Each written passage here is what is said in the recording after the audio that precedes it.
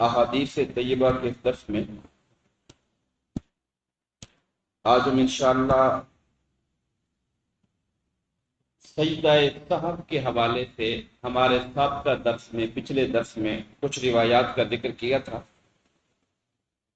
انہی روایات کی روشنی میں اس کے خلاصے کے طور پر کچھ باتیں، چونکہ یہ بہت اہم موضوع ہے سجدہ سہو کے حوالے سے کہ سجدہ سہو کن صورتوں میں واجب ہوتا ہے، تو میں نے چاہا کہ اسے پھر دوبارہ واضح کر کے ذکر کیا جائے تاکہ آپ کو اور جہاں تک یہ میری بات پہنچتی ہے انہیں اس مسئلے پر وضاحت ہو جائے.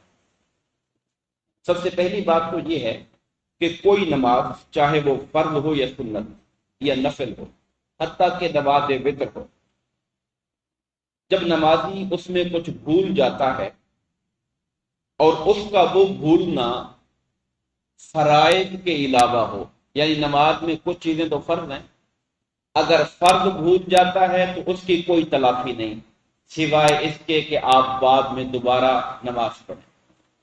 لیکن واجبات میں سے کچھ چھوٹ جاتا ہے. اب واجبات کون سے ہیں اس کی ایک لمبی فہرست ہے. میں کوشش کروں گا کہ ہم آنے والے درس میں واجبات کی لسٹ میں آپ کے سامنے رکھ دوں تاکہ پتہ چلے کہ نماز میں واجب کون کون سی چیزیں ہوتی ہیں اور ان کے چھوٹنے کی وجہ سے ہمارے اوپر سجدہ سہو ہو جاتا ہے. اس کی ایک الگ لسٹ ہے. انشاءاللہ اگلے درس میں میں صرف واجبات نماز کے حوالے سے بات کروں. تو واجبات میں سے کوئی چھوٹ جائے یا اس کی ادائیگی میں تاخیر ہو جائے، لیٹ کر دے بندہ. جیسے آپ دیکھتے ہیں کہ ہم دوسرے قاعدے میں بیٹھے یعنی اتحیات میں بیٹھے 2 رکعتوں کے بعد اور ہم نے آگے درود شریف پڑھنا شروع کر دیا جبکہ ہم نے اٹھنا تھا تیسری رکعت کے لیے، تو آپ پہ سجدہ سہو واجب ہو جاتا ہے. کیوں؟ کیونکہ آپ نے لیٹ کر دیا. جو اصل تیسری رکعت شروع کرنی تھی اس کو ادا کرنے میں آپ نے تاخیر کر دی، اس وجہ سے ہمارے اوپر سجدہ سہو واجب ہو جاتا ہے. نماز جنازہ میں سجدہ سہو نہیں ہوتا، وہ اگر بھول گئی، غلطی ہو گئی تو اسے دوبارہ پڑھنا پڑے. باقی تمام نمازوں کے اندر سجدہ سہو کی گنجائش موجود ہوتی ہے. نماز کو پوری توجہ سے پڑھنا، پورے انہماک سے پڑھنا، ظاہر ہے کہ یہ ہم سے تقاضا ہے. اللہ پاک نے کہا کہ نماز کو خشوع و خضوع سے پڑھا جائے، لیکن انسان ہے بھول چوک سکتا ہے، اس کی توجہ دائیں بائیں ہو سکتی ہے.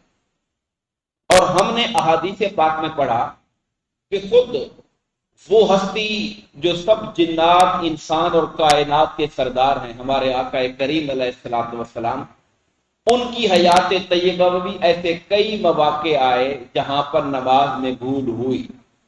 میں نے پہلے بھی عرض کیا تھا کہ ہماری بھول میں اور سرکار کی بھول میں زمین و آسمان کا فرق ہے. کہنے کو بھول ہے، لفظ ایک ہے، مگر اس کی معنویت میں زمین و آسمان کا فرق ہے. ہماری بھول دنیا کی فکر کی وجہ سے ہوتی ہے اور آقا کو اگر بھول لگی تو وہ اللہ تعالیٰ کی تجلیات و مشاہدات سے مصروف ہونے کی وجہ سے لگی، اس میں دنیا کا کوئی دخل نہیں تھا. اور ایک بات یہ بھی ہے، جب سرکار سے پوچھا گیا کہ یا رسول اللہ نماز بڑھ گئی ہے یا آپ بھول گئے ہیں، تو سرکار نے جواب دیا نہ نماز بڑھی ہے نہ میں بھولا ہوں، بلکہ مجھے بھلوایا گیا ہے، بلکہ مجھے بھلوایا گیا ہے تاکہ نماز میں بھول جانے میں بھی تمہیں سنت کا ثواب مل جائے. یہ بات بہت قابل غور ہے کہ مجھے بھلوایا گیا، یعنی اللہ پاک کی طرف سے میرا دھیان یہاں سے ہٹایا گیا تاکہ امت جب بھول جایا کرے گی تو بھول جانے پر گناہ نہ ملا کرے، بلکہ بھول جانا بھی حضور کی سنت کے طور پہ آ جائے اور امت کو اس کے اوپر بھی اللہ پاک کی طرف سے اجر ہی مل جایا کرے گا، وہ سجدے کرنے کی وجہ سے گناہ نہیں ہوا کرے گا. اب جہاں تک سجدہ سہو کی صورتوں کی بات ہے، پہلی شکل یہ ہے کہ انسان نماز کی رکعتیں کم پڑھ لیتا ہے. 4 رکعت والی نماز تھی، 3 پڑھ کے سلام پھیر دیا. یہ پہلی شکل میں بتا رہا ہوں. حدیث پاک میں موجود ہے کہ حضور نبی کریم علیہ الصلوۃ والسلام، بخاری و مسلم کی یہ حدیث پاک ہے کہ آقا انعامدار نے 4 رکعت والی نماز میں 2 رکعتوں پہ سلام پھیر دیا. بعد میں لوگوں نے کہا، اور ایک صحابی تھے جو ذوالیدین کے نام سے مشہور تھے، انہوں نے کہا یا رسول اللہ کیا نماز چھوٹی ہو گئی؟ تو سرکار نے صحابہ سے پوچھا کیا بات ہے؟ انہوں نے کہا جی آپ نے 2 پڑھائی ہیں۔ تو سرکار نے واپس پھر باقی 2 پڑھائے اور سجدہ سہو کے ساتھ اس کو مکمل کیا۔ ایک شکل یہ ہے۔ دوسری شکل یہ ہے کہ نماز کی رکعتیں زیادہ پڑھ لی جائیں۔ 2 رکعت والی نماز تھی، ہم نے تیسری بھی پڑھ لی، اور اگر 3 رکعت والی نماز مغرب تھی، ہم نے چوتھی پڑھ لی تھا، یا 4 رکعت والی ظہر عشاء تھی اور ہم نے ساتھ 5ویں بھی پڑھ لی ہے۔ اگر زیادہ پڑھ لی گئی ہے تو یہ شکل بھی حضور کی زندگی کے اندر موجود ہے۔ صحابہ کرام نے، سرکار نے 5 پڑھ لی، صحابہ نے بتایا تو حضور نبی کریم علیہ الصلوۃ والسلام نے اس کے آخر میں سجدہ سہو کیا۔ یعنی اگر آگے تفصیل آ رہی ہے اس کی کہ وہ اس کو ہم نے حل کیسے کرنا ہے، اگر شک والی بات ہے وہ الگ بات ہے، لیکن جب زیادہ کی بات ہو گئی کہ ہم نے 4 پڑھ لی، اگر ہم نے 5 پڑھ لی 4 رکعتوں والی نماز کو، تو اگر 5 میں کھڑے ہوئے تھے اور مقتدیوں نے بتا دیا تو ہم واپس آ جائیں گے اتحیات کے اندر، واپس اتحیات کے اندر آ جائیں گے اور پھر اپنا سجدہ سہو کر کے سلام پھیر دیں گے۔ سہو کی تیسری شکل یہ ہوتی ہے کہ ہم 4 رکعت والی نماز پڑھ رہے ہیں یا 3 رکعت والی، اور دوسری رکعت کے بعد اتحیات پڑھنے کی بجائے ہم کھڑے ہو گئے۔ ایک تیسری شکل یہ ہوتی ہے کہ ہم نے بیٹھنا تھا 2 رکعتوں کے بعد، ہم 2 رکعتوں کے بعد بیٹھے نہیں ہیں بلکہ ہم کھڑے ہو گئے، اور یہ شکل بھی بھولنے کی حضور کی زندگی کے اندر موجود ہے۔ سنن ابو داؤد کے اندر، ابن ماجہ کے اندر یہ حدیث پاک موجود ہے کہ حضور نبی کریم علیہ الصلوۃ والسلام نے ظہر کی نماز پڑھائی اور اتحیات میں بیٹھے بغیر آقا کھڑے ہو گئے، تو حضور نے پھر جب آخری قاعدہ تھا اس کے اندر سجدہ سہو کیا اور پھر اس کے بعد سلام پھیرا۔ یہ شکل بھی موجود ہے۔ بلکہ آقا کا یہ فرمان ہے کہ جب تم میں سے کوئی شخص دوسری رکعت میں قاعدہ کیے بغیر، اتحیات پڑھے بغیر اگر کھڑا ہونے لگے، اگر وہ پوری طرح کھڑا نہیں ہوا تو واپس آ جائے۔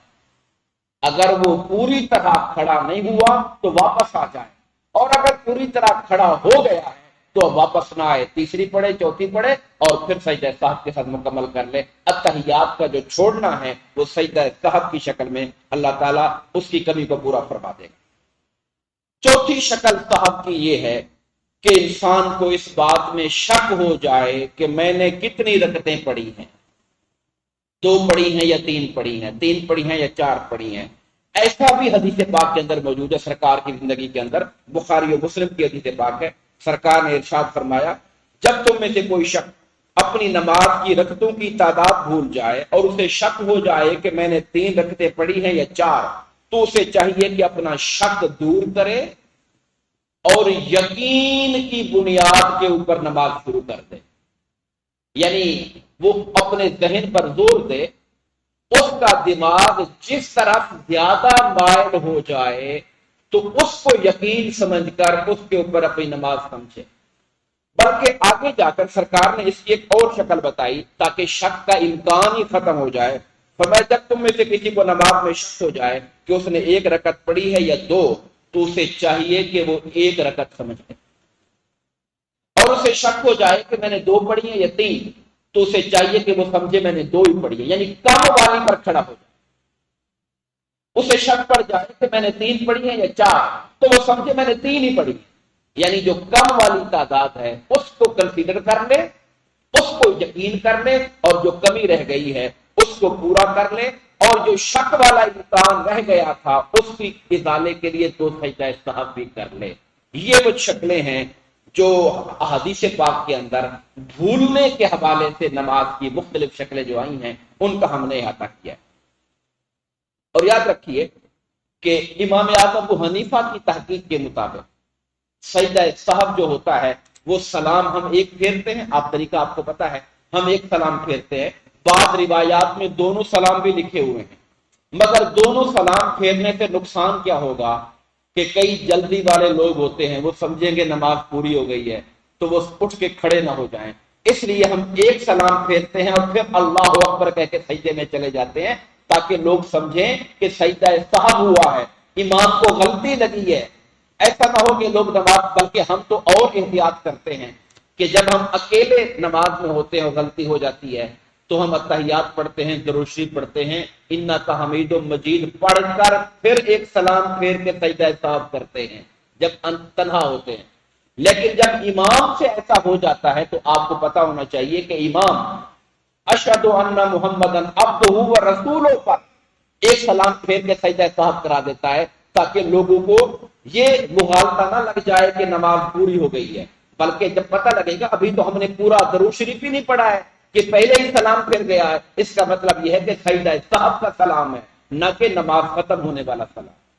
یہ احتیاط اسپیشلی امام کرتا ہے کہ جلدی سجدہ صاحب کی طرف چلا جاتا ہے، جبکہ عام بندہ جب اکیلا نماز پڑھے گا تو وہ درود ابراہیمی پڑھ کر سلام پھیر کے سجدہ صاحب کرے گا، اس کے لیے یہ چیز ہوا کرتی ہے۔ اور سجدہ صاحب کے اندر تسبیحات وہی ہیں جو عام سجدے میں ہوتی ہے، سبحان ربی الاعلیٰ، کوئی الگ تسبیح نہیں ہے، یہی تسبیح ہے۔ اور اگر بعض لوگ سوال کرتے ہیں کہ یہ ایک مقتدی تھا جو بعد میں تیسری رکعت میں آ کے ملا یا چوتھی میں یا آخری میں آ کے ملا ہے، تو وہ بھی سجدہ صاحب میں شریک ہوگا؟ ظاہر ہے امام کے جب پیچھے لگ گیا، غلطی امام کی اگر ہے تو وہ بھی سجدہ صاحب کے اندر شریک ہوگا، بھلے وہ آخری اتحیات سے ہی آ کر ملا ہے، کسی پیچھے نہیں ملا تھا، تب بھی وہ سجدہ صاحب کے اندر شریک ہوگا۔ یہ چند باتیں تھیں سجدہ صاحب کے حوالے سے۔ دعا فرمائیے اللہ تبارک و تعالی ہمیں تعلیمات دین کو سمجھنے اور اس پر عمل کرنے کی توفیق عطا فرمائے۔